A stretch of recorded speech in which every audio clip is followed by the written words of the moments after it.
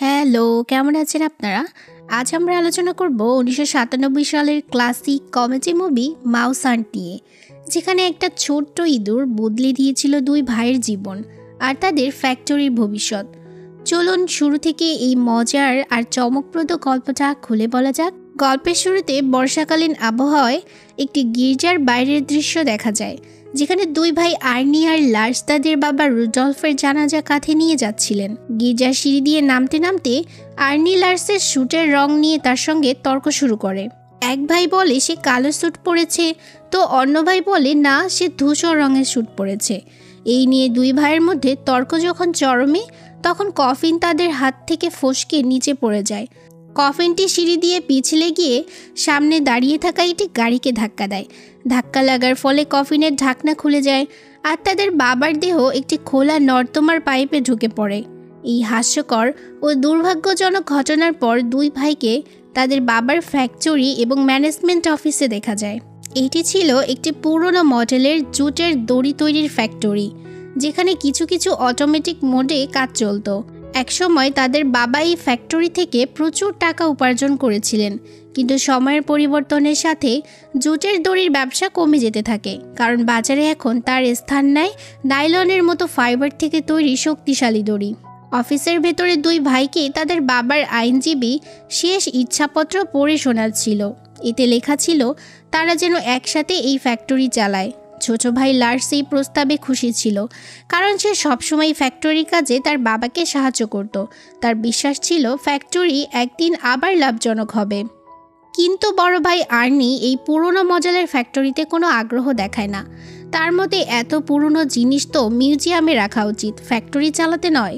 তাদের এই মতবিরোধ ফ্যাক্টরি চালানোর পুরো প্রক্রিয়াকে একটা নাটকীয় হাস্যরসের মধ্যে ফেলে দেয়, যা আমরা পুরো গল্পে জানতে পারবো। আর্নি লার্সকে ফ্যাক্টরি বিক্রি করতে বলে, কারণ এতে তেমন লাভ হচ্ছিল না। এই সময় আইনজীবী তাদের একটি বাড়ির কাগজ দেখায়, যার সম্পর্কে দুই ভাই আগে কিছুই জানতো না। এই বাড়িটি তাদের পিতা ঋণের টাকা ফেরত পাওয়ার জন্য কিনেছিলেন। আর্নি যখন এই বাড়ির ছবি দেখে, তখন তার এতে কোনো আগ্রহ থাকে না, কারণ এটা ছিল একটা পুরনো ভগ্নস্তূপের মতো বাড়ি, যা শহর থেকে অনেক দূরে অবস্থিত। আর্নি শুধু তার বাবার জিনিসপত্র থেকে একটা সিগারেটের বাক্স নিয়ে সেখান থেকে চলে যায়। এদিকে আর্নি তার রেস্তোরাঁর জন্য নতুন করে কাজ শুরু করার চেষ্টা করছিল, কিন্তু তাড়াহুড়ো করে সে নিজের হাতে টিফিন প্রস্তুত করতে গিয়ে বিপদ ডেকে আনে। রান্নাঘরে রাখা তার বাবার সিগারেটের বাক্স থেকে একটা তেলাপোকা বের হয়ে খাবারের প্লেটে চলে যায়। আর্নি ব্যাপারটা খেয়াল করে না এবং সেই খাবার সরাসরি মেয়রের টেবিলে পরিবেশন করে দেয়। মেয়র খাওয়া শুরু করতেই খাবারের সঙ্গে তেলাপোকার অর্ধেক অংশ তার মুখে চলে যায়। দৃশ্যটা দেখে আর্নি তো প্রায় চেয়ারের নিচে লুকিয়ে পড়ার অবস্থা, আর মেয়র তো ঘাবড়ে গিয়ে চেয়ার থেকে পড়ে হার্ট অ্যাটাক করে ফেলেন। এতেই ঘটনার পরিণতি হয় আরও ভয়াবহ। দুর্ঘটনাবশত মেয়রের মৃত্যু হয় আর আর্নির রেস্তোরাঁ চিরতরে বন্ধ হয়ে যায়। ওদিকে ফ্যাক্টরির পরিস্থিতি আরও জটিল হয়ে ওঠে। বড় এক নাইলনের দড়ি নির্মাতা কোম্পানি জেপকোর দুজন প্রতিনিধি ফ্যাক্টরিতে আসে। তারা লার্সের সামনে ফ্যাক্টরি কেনার প্রস্তাব রাখে। লার্স কিছুটা দ্বিধায় পড়ে যায়। একদিকে সে চায় তার বাবার ইচ্ছা পূরণ করতে, অন্যদিকে এই ফ্যাক্টরি চালানো তার পক্ষে ক্রমেই কঠিন হয়ে পড়ছে। সামনে টাকার ভরা সুটকেস দেখে লার্সের চোখ যেন চকচক করে ওঠে। কিন্তু ঠিক তখনই সে তার পকেট থেকে দড়ির একটি ছোট্ট টুকরো বের করে, যা তার বাবা মৃত্যুর আগে তাকে দিয়েছিলেন। তার বাবা তাকে বলেছিলেন তারা দুই ভাই কখনোই এই ফ্যাক্টরি বিক্রি করবে না। অবশেষে একজন আজ্ঞাবহ ছেলের মতো তার বাবার দেওয়া প্রতিশ্রুতি রক্ষা করার জন্য লার্স সেই কোম্পানির প্রস্তাব ফিরিয়ে দেয়। যদি তার স্ত্রী এপ্রিল এই কথা জানতে পারে, তাহলে সে হয়তো রাগে তাকে বাসনের আঘাত করতে পারে। এপ্রিল লার্সকে বিয়ে করেছিল শুধুমাত্র এই কারণে যে তখন লার্স একজন ধনী ব্যবসায়ীর ছেলে ছিল এবং তাদের ফ্যাক্টরির ব্যবসা খুব ভালো চলছিল। কিন্তু এখন এই ফ্যাক্টরির আয় দিয়ে তার খরচও ঠিকমতো মেটানো সম্ভব হচ্ছিল না। এপ্রিলের মতে এই ফ্যাক্টরি এখন এমনই দুঃখজনক যে এটাকে জাদুঘরে রেখে দেখানোর প্রয়োজন। সারা জীবন একজন মধ্যবিত্ত মানুষের সঙ্গে কাটাতে পারবে না বলে আজ এপ্রিল লার্সের থেকে আলাদা হওয়ার সিদ্ধান্ত নেয় এবং তাকেই বাড়ি থেকে বের করে দেয়। দরজার সামনে দাঁড়িয়ে লার্স কাঁদতে কাঁদতে বলে, একটা ফ্যাক্টরি বাঁচাতে গিয়ে নিজের সংসার শেষ করে দিলাম। এইভাবে ভিখারি হয়ে দুই ভাই শহরের রাস্তায় একে অপরের সঙ্গে দেখা করে এবং নিজেদের দুর্দশার গল্প শোনায়। আর্নি বলে, তোর স্ত্রী এপ্রিল তোকে থালা বাসনের আঘাত করেছে, আর আমার মেয়র আমাকে সরাসরি রেস্তোরাঁর বাইরে ছুঁড়ে ফেলে দিয়েছে। শেষমেশ দুই ভাইকে তাদের বাবার সেই পুরো ধ্বংসপ্রায় বাড়িতে যেতে হয়, যেখানে তারা আগে কখনো যায়নি। বাড়ির ভেতরে তারা একটি শোবার ঘর পায়, যেখানে একটি মাত্র বিছানা ছিল, তাই বাধ্য হয়ে তারা দুজনেই সেই বিছানায় শুয়ে পড়ে। কিন্তু বাড়ি থেকে আসা একটা শব্দের কারণে দুই ভাই ভালোভাবে ঘুমাতে পারছিল না। তারা কিছুতেই বুঝতে পারছিল না যে এই শব্দটা আসলে কোথা থেকে আসছে। তাই তারা একটি টর্চ নিয়ে সেই জায়গায় পৌঁছায় যেখান থেকে এই শব্দটা আসছিল। লার্স আর্নিকে নিচ থেকে ভর দিয়ে উপরে তোলে, ফলে আর্নির মাথা পুরনো পচা কাঠের তক্তার উপর দিয়ে বেরিয়ে যায়। উপরে গিয়ে সে একটি ইঁদুর দেখতে পায় এবং বুঝতে পারে যে ওই ইঁদুরই লাগাতার শব্দ করছিল। কিন্তু সেখানে তার হাতে কিছু পুরনো ডকুমেন্ট আসে, যা ছিল এই বাড়ির নকশা। বিস্তারিতভাবে সেগুলো পরীক্ষা করার পর জানা যায় যে এই বাড়িটি 1830 সালে সেই সময়ের বিখ্যাত স্থপতি চার্লস লায়েল লারু দ্বারা নির্মিত। এই তথ্য জানার পর দুই ভাইয়ের চোখ যেন স্বপ্নে ভরে ওঠে। তারা বুঝতে পারে আজকের জমির বাজার মূল্য থেকে এই বাড়িটির মূল্য বেশি। এখন বাড়িটি দেখতে লোকজন আসতে শুরু করে। দুই ভাই খুব খুশি হয়। 1 সপ্তাহের মধ্যে বাড়ির নিলাম রাখার সিদ্ধান্ত নেওয়া হয়। তারা আন্দাজ করে নিলামে বাড়িটি তারা অর্ধেক মিলিয়ন থেকে $1 মিলিয়ন পর্যন্ত পেতে পারে, যা তাদের জন্য ছিল একটা বিশাল পরিমাণ টাকা। কিন্তু যখন এক ধনী ব্যবসায়ী তাদের $10 মিলিয়ন প্রস্তাব দেয়, তখন দুই ভাই হতবাক হয়ে যায়। আর্নির চোখ প্রায় বৃত্তাকারে ঘুরতে থাকে, আর লার্স খুশিতে লাফিয়ে ওঠে। তবে আর্নির মনে হয় নিলামে তারা আরও বেশি টাকা পেতে পারে। এই লোভের কারণে তারা বাড়িটি নিলামে বিক্রি করার সিদ্ধান্ত নেয়। এরপর রান্নাঘরে বসে দুই ভাই বড় বড় স্বপ্ন দেখতে শুরু করে। টাকা পাওয়ার পর তারা কি করবে। আর্নি বলে, আমি একটা নতুন রেস্তোরাঁ খুলবো, তেলাপোকা মুক্ত, ইঁদুর মুক্ত। লার্সও বলে, আমার নতুন বাড়িতে এপ্রিল ফিরে আসবে কিনা জানি না, তবে আমি একটা পুল বানাবো। কথা বলতে বলতে আর্নির হাত থেকে একটা ছোট ফল পড়ে যায়।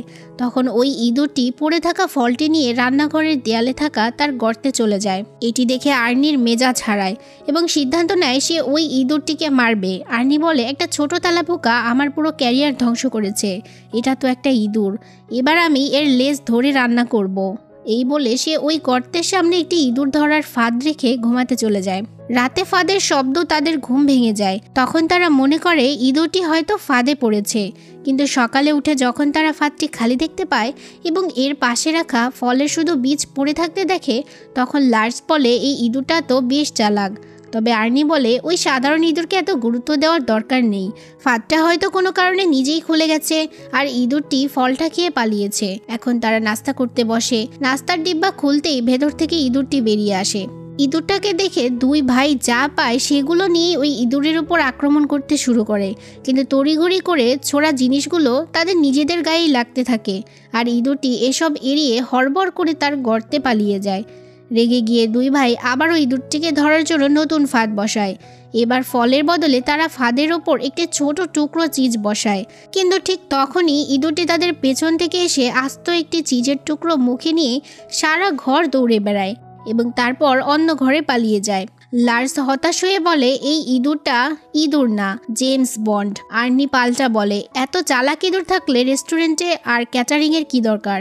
এরপর লার্স বাড়ির মেরামত এবং পরিষ্কারের কাজে ব্যস্ত হয়ে পড়ে, আর আর্নি কিছু টাকা জোগাড় করার জন্য শহরে চলে যায়। সন্ধ্যায় আর্নি একটা বাথটাব নিয়ে ফিরে আসে, কারণ তার মনে হয়েছিল এতে বাড়ির মূল্য আরও বাড়বে। তো দুই ভাই যখন সিঁড়ি দিয়ে বাথটাব নিয়ে উপরে যাচ্ছিল, তখন সিঁড়ির একপাশে থাকা কাচের জালের ভেতর থেকে তারা বিশাল ইঁদুরের মুখটা দেখতে পায়। এতে ভয়ে ওরা চমকে ওঠে। আর্নি বলে, এটা কি ইঁদুর নাকি গডজিলা? ভয় পেয়ে দুই ভাই ভারসাম্য হারিয়ে বাথটাবের মধ্যে পড়ে যায়, আর বাথটাবটা সহ ওরা বাড়ি থেকে অনেক দূরে এসে পড়ে যায়। দু ভাই আবার ওই ইঁদুরটাকে ধরার প্ল্যান করে। এবার আর্নি রান্নাঘরের পুরো মেঝে জুড়ে ইঁদুর ধরার জন্য অনেকগুলো ফাঁদ পেতে দেয়। তবে দরজা দিয়ে ফাঁদগুলো বসাতে শুরু করার সময় তারা বুঝতে পারে না যে অন্য দরজা দিয়ে ইঁদুরটা তো বের হয়ে যেতে পারে। যখন তারা অন্য দরজায় গিয়ে ইঁদুরটিকে ধরতে চায়, তখন সেই দরজাটিও কোনো না কোনোভাবে বন্ধ হয়ে যায়। ফলে দুই ভাইকে সারা রাত সেখানেই বসে থাকতে হয়।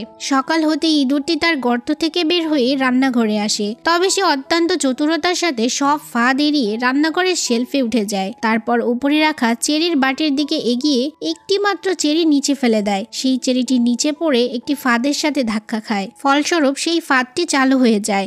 এবং চেইন রিয়াকশনের মাধ্যমে সমস্ত ফাঁদ একের পর এক খুলতে শুরু করে। এর মধ্যে অনেক ফাঁদ গিয়ে আর্নি এবং লার্চের শরীরে আটকে যায়। তারা চিৎকার করতে করতে একে অপরকে দোষারোপ করতে থাকে যেন ইঁদুরটি তাদের দুই ভাইয়ের সম্পর্ক নষ্ট করার মিশনে নেমেছে। এখন ইঁদুরটি মজা করে খাবার নিয়ে পালিয়ে যায় আর আর্নি ভ্যাকুয়াম ক্লিনার দিয়ে তার পেছনে দৌড়াচ্ছে। ইঁদুরটি তার গর্তে ঢুকতেই আর্নি ভ্যাকুয়াম ক্লিনারটি সেই গর্তে ঢুকিয়ে দেয়, কিন্তু সে জানতই না যে ভ্যাকুয়াম ক্লিনারের পাইপটি ভেতরে একটি খোলা সিওয়ার পাইপে গিয়ে মিশেছে। দুই ভাই ভাবে সেই ইঁদুরটি পাইপের ভেতর দিয়ে পালিয়েছে। তবে একটু পরেই ভ্যাকুয়াম ক্লিনারের ব্যাগটি দুর্গন্ধে ভরে ফেটে যায় আর সেই গন্ধে দুই ভাই দৌড়ে বাড়ির বাইরে চলে যায়। বাড়ির বাইরে দেখানো হয় ব্যাংকের এক লোক দরজায় একটি নোটিশ সেটে দিচ্ছে। সিওয়ারের ময়লার মধ্যে লেপ্টে বাইরে এসে তাকে প্রশ্ন করে এটা কি। তখন লোকটি জানিয়ে দেয় যে তাদের বাবা মিস্টার টুডলফ এই বাড়ির বদলে ব্যাংক থেকে $50,000 ঋণ নিয়েছিল। এই কথা শুনে দুই ভাইয়ের মাথায় যেন আকাশ ভেঙে পড়ে। শেষমেশ ব্যাংকে ঋণ পরিশোধ করার জন্য দুই ভাই তাদের ফ্যাক্টরির কর্মীদের থেকে সাহায্য চাওয়ার পরিকল্পনা করে। তবে তার আগে তারা একটি বিপজ্জনক বিড়াল যার নাম ছিল ক্যাটসিলা তাকে কিনে এনে বাড়িতে ছেড়ে দেয় এবং তারপর নিজেদের কারখানায় চলে যায়। মনে মনে তারা ভেবেছিল ক্যাটসিলা নিশ্চয়ই ইঁদুরটিকে খেয়ে ফেলবে, কিন্তু তারা যে কি ভুল করলো তা তো তখনও জানতো না। এদিকে লার্স যখন শ্রমিকদের বলছে যে তার কাছে এই মাসের বেতন দেওয়ার টাকা নেই, তখন সব শ্রমিক খেপে গিয়ে প্রায় বিদ্রোহ ঘোষণা করে। এদিকে আর্নি ফ্যাক্টরিতে জ্যাপকো নামের একটি কোম্পানির অফার লেটার খুঁজে পায় যা লার্স তার থেকে লুকিয়ে রেখেছিল। লেটার দেখে আর্নির মুখ কালো হয়ে যায়, কিন্তু ভয় পেয়ে তারা দুজনেই ফ্যাক্টরির জানালা দিয়ে পালিয়ে যায়। ঘরের ভিতরে ক্যাটসিলা বিড়ালটি ইঁদুরের পেছনে খুব ক্ষেপে পড়ে। তবে ইঁদুরটি এবারও নিজের বুদ্ধি কাজে লাগিয়ে ক্যাটসিলাকে এক প্রকার জঙ্গল সাফারিতে পাঠিয়ে দেয়। ক্যাটসিলা রান্নাঘর থেকে সোজা ড্রয়ের নিচে গিয়ে পড়ে। বিরক্ত হয়ে এবার দুই ভাই একজন বিশেষজ্ঞকে ডেকে আনে যার নাম ছিল সিজার। সিজার ছিলেন এমন একজন বিশেষজ্ঞ যিনি ভাবতেন যে তার ধরা ইঁদুর তার হাত থেকে কখনোই বাঁচতে পারে না। তিনি তার গাড়িতে করে ইঁদুর ধরার সব সরগ্রাম সহ একটি হালকা বিস্ফোরণ বোমাও নিয়ে এসেছিলেন। সিজারের আগমনে আর্নি ও লার্স নিশ্চিত হয়ে যায় যে এবার ইঁদুরটি পালাতে পারবে না। সিজারকে বাড়িতে রেখে তারা দুইজন গাড়িতে করে তাদের ফ্যাক্টরির দিকে রওনা হয়। সেখানে পৌঁছে লার্স স্ট্রাইক করার রাগী শ্রমিকদের থেকে বাঁচতে ফ্যাক্টরির ভেতরে প্রবেশ করে আর আর্নি ফ্যাক্টরি থেকে অনেক দূরে পালিয়ে যায়। ফ্যাক্টরির ভিতরে লার্স মেশিনগুলো চালু করে কিছু দড়ি তৈরি করার চেষ্টা করছিল, কিন্তু দুর্ভাগ্যবশত তার শার্টের একটা সুতো মেশিনে লেগে যায় আর তার শার্টটা পুরো খুলে গিয়ে সুতোয় রূপান্তরিত হয়। তখন ফ্যাক্টরির ভিতরে তার নজর পড়ে তার স্ত্রী এপ্রিলের উপর। লার্সের এমন অবস্থা দেখে তার স্ত্রীর আজ খুব রোমান্টিক অনুভূতি হচ্ছিল। এদিকে বাইরে আর্নি লার্সকে না জানিয়ে ফ্যাক্টরি বিক্রি করার সিদ্ধান্ত নেয়। সে জ্যাপ নামে সেই কোম্পানিতে ফোন করে একটা নির্দিষ্ট সময়ে মিটিং ফিক্স করে আর সেই নির্দিষ্ট সময়ে কোম্পানির লোকদের সাথে মিটিং করার জন্য সে একটা জায়গায় গিয়ে পৌঁছায়। কিন্তু আর্নির সামনে দুজন মেয়ে বসেছিল। তারা আবার বারবার আর্নিকে বিভিন্নভাবে সিগন্যাল দিচ্ছিল। আর্নি ফ্যাক্টরি বিক্রি করার কথা ভুলে গিয়ে মেয়ে দুটোর সাথে গল্প করতে ব্যস্ত হয়ে যায়। এই সময়ে চ্যাপ কোম্পানির পরিচালক সেখানে এসে পৌঁছান, কিন্তু যখন আর্নির চোখ তাদের উপর পড়ে তখনই তাকে একটা বাস ধাক্কা দেয়। ওই দুই মহিলা তাকে হাসপাতালে নিয়ে যায়। সেই সময় লার্স এসে তাকে জানায় যে এপ্রিল তাকে $1200 দিয়েছে। এদিকে ঘরে সিজার তখনও ইঁদুরটিকে ধরার চেষ্টা করে যাচ্ছিল। সে বাড়ির বিভিন্ন কোণায় সিসিটিভি লাগিয়ে ইঁদুরটিকে খুঁজে বের করার চেষ্টা করছিল। ক্যামেরাটা একটা স্টিল ওয়্যারের সাথে আটকানো ছিল। ইঁদুরটি খুব চালাকির সাথে ক্যামেরার একটি তার কেটে দেয় এবং ক্যামেরাটি নিয়ে বাড়ির বাইরে দাঁড়িয়ে থাকা গাড়িটির সাথে জড়িয়ে সেটি চালু করে দেয়। এর ফলে সিজারের কোমরে বাঁধা সেই স্টিলের কেবলটি তাকে বাড়ির প্রাচীরের মধ্যে দিয়ে টেনে টেনে ভ্যানের কাছে নিয়ে গিয়ে ফেলে দেয়। তারপর ইঁদুরটি সব ঠিক আছে কিনা দেখে নিয়ে সিজারের ক্ষতবিক্ষত শরীরের উপর দিয়ে দৌড়ে আবার বাড়িতে ঢুকে যায়। কিছুক্ষণ পর তারা দুই ভাই বাড়ি ফিরে দেখে ফায়ার সার্ভিসের কর্মীরা সহ একটা অ্যাম্বুলেন্স এসে সিজারকে নিয়ে যাচ্ছে। এরপর তারা কিচেনে গিয়ে দেখে ইঁদুরটি একটা পুরো স্যান্ডউইচ নিয়ে পালাচ্ছে। ওরা আবারও ইঁদুরটিকে ধরার জন্য পিছু নেয়, কিন্তু আর্নি ইঁদুরটিকে ধরতে গিয়ে একটা অন্ধকার চিমনিতে আটকে যায়। অন্ধকারে লার্স শুধু তার ভাইয়ের চিৎকার শুনতে পাচ্ছিল, কিন্তু দেখতে পাচ্ছিল না। লার্স একটা টর্চ লাইট নিয়ে আসে, যা ছিল নষ্ট। এদিকে ইঁদুরটা আবার চিমনির গ্যাস অন করে দেয় আর লার্সের দিকে একটা ম্যাচের বাক্স এগিয়ে দেয়। লার্স ম্যাচের একটা কাঠি জ্বালিয়ে তার ভাইকে দেখার চেষ্টা করে, কিন্তু তখনই ভিতরে থাকা গ্যাসের কারণে হঠাৎ আগুন ধরে যায়। আগুনের ধাক্কায় আর্নি রকেটের মতো উড়ে গিয়ে তাদের বাড়ির সামনের পুকুরে গিয়ে পড়ে, ঠিক সেই পুকুরে যেখানে এর আগেও তারা বাথটাব নিয়ে পড়েছিল। এদিকে লার্সের অবস্থাও ভালো না। আগুনের ধাক্কায় একটা আলমারি ভেঙে তার উপরে পড়ে আর সে হাতে প্রচণ্ড ব্যথা পায়। অন্যদিকে আর্নি কোনো রকমে পুকুর থেকে উঠে বাড়ি ফিরে আসে। এবার সে ইঁদুরের উপর প্রতিশোধ নেওয়ার জন্য একটা বন্দুক নিয়ে নেয়। লার্স তাকে অনেক বোঝানোর চেষ্টা করে, কারণ এতে তাদের বাড়ির আরও ক্ষতি হতে পারে, কিন্তু আর্নি কোনো কথাই শোনার পাত্র নয়। সে লাগাতার ইঁদুরটির উপর গুলি ছুটতে থাকে, কিন্তু অনেকগুলো গুলি করেও সে সামনে থাকা ইঁদুরটির কিছুই করতে পারে না। শেষ পর্যন্ত ইঁদুরটি একটা গর্ত দিয়ে ঢুকে গেলে আর্নি সেই গর্তের মধ্যেই গুলি চালিয়ে দেয়। এদিকে আবার সেই গর্তে সিজার ইঁদুরটিকে মারার জন্য একটা বোমা সেট করে রেখেছিল। আর্নির গুলি লেগে বোমাটি ফেটে যায়, ফলে ঘরের বিশাল একটা অংশ নিয়ে বিস্ফোরণ ঘটে আর দু ভাই আন্ডারগ্রাউন্ডে পড়ে যায়। সেই সময় তাদের ফোনে জ্যাপ কোম্পানির পরিচালকের একটা ভয়েস মেসেজ আসে। এতে লার্স জানতে পেরে যায় আর্নি তাকে না জানিয়ে ফ্যাক্টরি বিক্রি করার পরিকল্পনা করেছিল। এসব নিয়ে দু ভাইয়ের মধ্যে আবারও ঝগড়া লেগে যায়। কথায় কথায় দুজনের মধ্যে মারামারিও শুরু হয়ে যায়। মারামারির এক পর্যায়ে লার্স তার ভাইয়ের উপর একটা কমলালেবু ছুঁড়ে মরে। ওদের এই মারামারি টেবিলের উপর থেকে ইঁদুরটি মনোযোগ দিয়ে এতক্ষণ দেখছিল। লার্চের মারা কমলালেবুটি গিয়ে ইঁদুরটির গায়ে পড়তেই সে ওখানেই অজ্ঞান হয়ে যায়। এটা দেখে দু ভাই এতটাই খুশি হয়ে যায় যে মনে হচ্ছিল তারা যেন কোনো বড় ম্যাচ জিতে গেছে। এই ঘটনায় তারা মারামারির কথা আবার ভুলে যায়। লার্চ ইঁদুরটাকে মারতে গিয়ে কিছুতেই পারছিল না।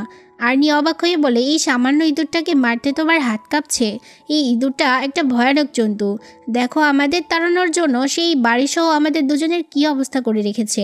বলেই সে নিজেই ইঁদুরটাকে মারতে যায়, কিন্তু সেও মারতে পারে না। অবশেষে ইঁদুরটাকে না মেরে দূরে কোথাও পাঠিয়ে দেওয়ার জন্য তারা একটি বাক্সে ভরে বিদেশের এক কোম্পানিতে পোস্ট করে দেয়। আর এভাবেই ইঁদুরটা তাদের বাড়ি ছেড়ে 1000 কিলোমিটার দূরে চলে যায়। এদিকে ইঁদুরটিকে ভরে রাখা বাক্স যখন বিদেশের কোম্পানিতে গিয়ে পৌঁছায়, তখন তারা বাক্সটা ওজন করে দেখে। ওজনে কম হয় তারা বাক্সটা আবারও আগের ঠিকানায় পাঠিয়ে দেয়। অন্যদিকে সব কিছু ঠিকঠাক করে আজই দু ভাই বাড়িতে নিলামের অনুষ্ঠান ডাকে। সবাই উপস্থিত। নিলামি অনুষ্ঠানে লার্জের স্ত্রী এপ্রিল আর আর্নির সাথে পার্কে দেখা হওয়া সেই দুই মহিলাও এসেছে।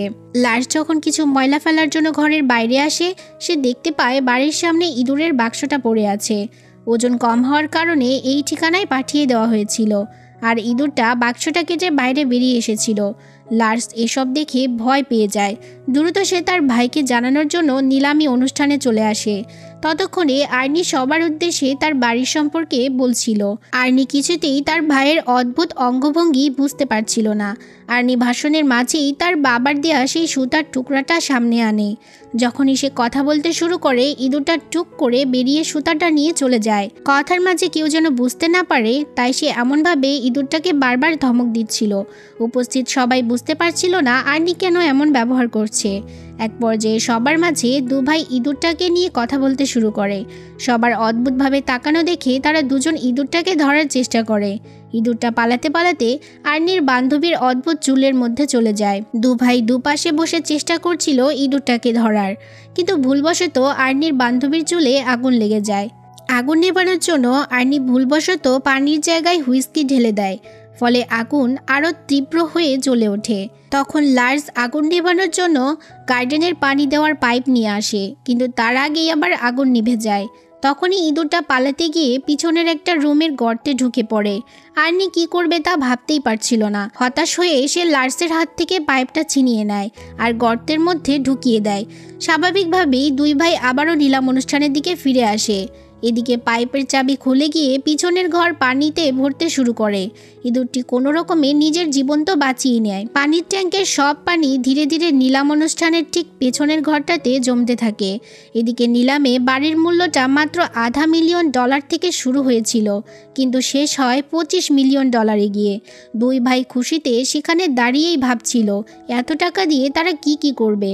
ঠিক তখনই দেয়াল ভেঙে পানি ঢুকে পড়ে। পানির জোর এতটাই ছিল যে অনুষ্ঠানে থাকা সব মানুষকে একসঙ্গে বাইরে ছুঁড়ে ফেলে দেয়।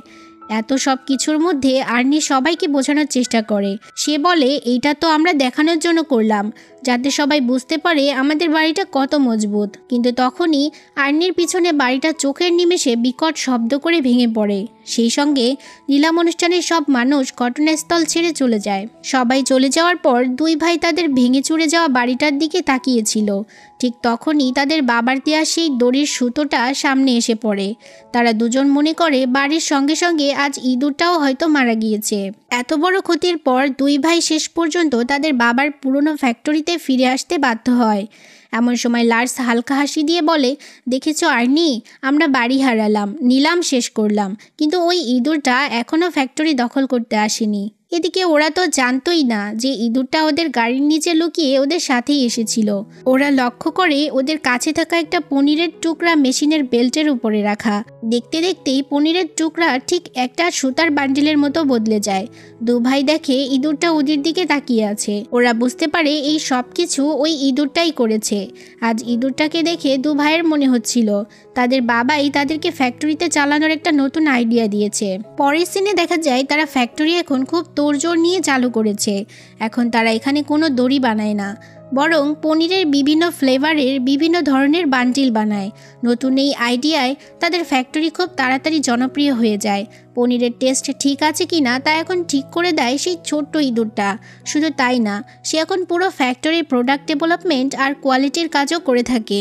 মুভির শেষ দৃশ্যে ইঁদুরটা সবার মাঝে একটা হিরো হিসেবে পরিচিত হয়, আর দু ভাই তাদের স্বপ্নের জগতে চলে যায়। এভাবেই তাদের জীবনের গল্প শেষ হয়, যেখানে একটা অস্বাভাবিক বন্ধু, একটা ছোট্ট ইঁদুর তাদের জীবন এনে দেয় এক অনন্য সাফল্যর গল্প।